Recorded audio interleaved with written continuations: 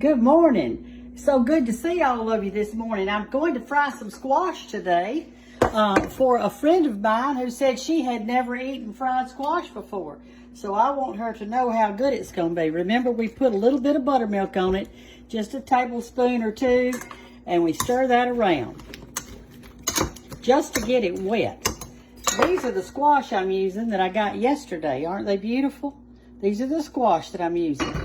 And so I'm going to, I got them at Wingard's Market. And I'm going to salt them. And I'm going to put a little pepper on them.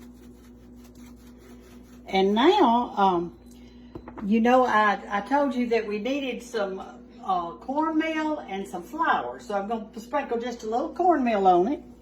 And this is just so it will get to stick to the sides of the squash. And a little flour.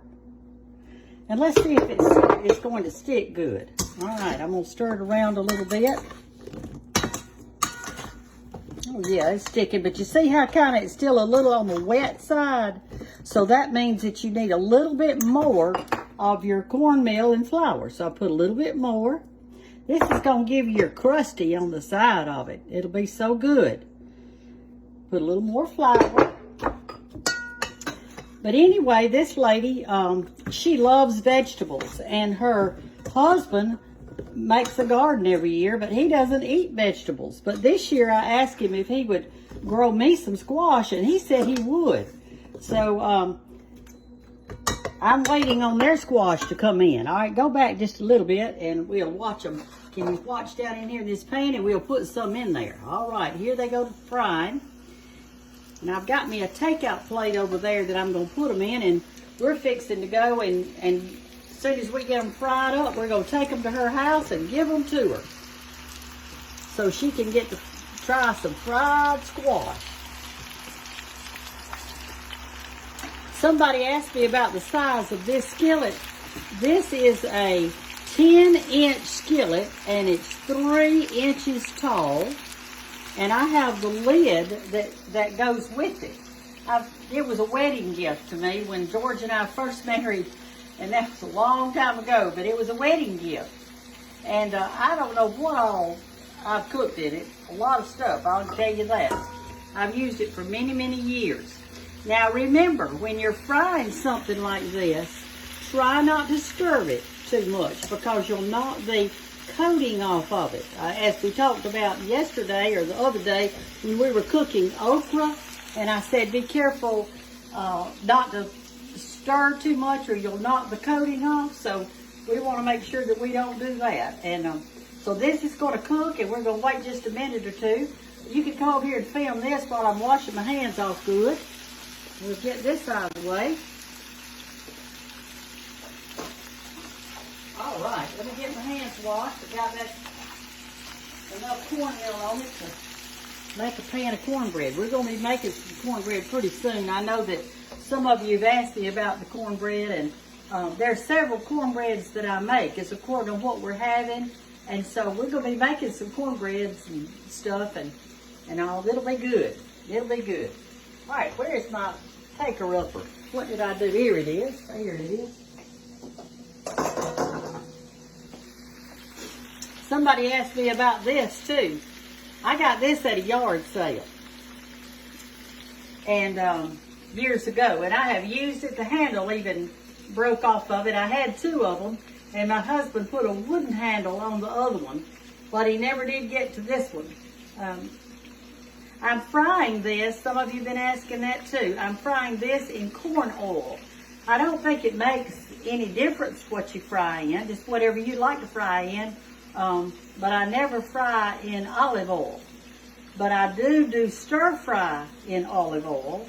And I don't bake with olive oil, but I do put it on salads and on breads and things like that. And if I'm doing a quick little thing like a stir fry, I like olive oil in that.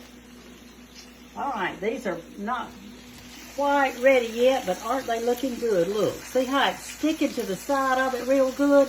And these are fried squash. I had several of you that wrote in and said that you fry whatever you've got in your garden, which is a very good thing. Yeah, I mean, if you had some onions and a few green tomatoes and maybe 3 or 4 pods of okra or whatever, you could just cut all those up and mix them up and do it just like this and fry them all at one time. Even one person mentioned putting potatoes in it. That sounds good too. These are almost ready, and we're going to go over to their house and take them something good for lunch. Maybe her husband will even taste it. He will not taste a vegetable. He doesn't like them. But I sure do. I've got my little granddaughter filming for me today, little Banks.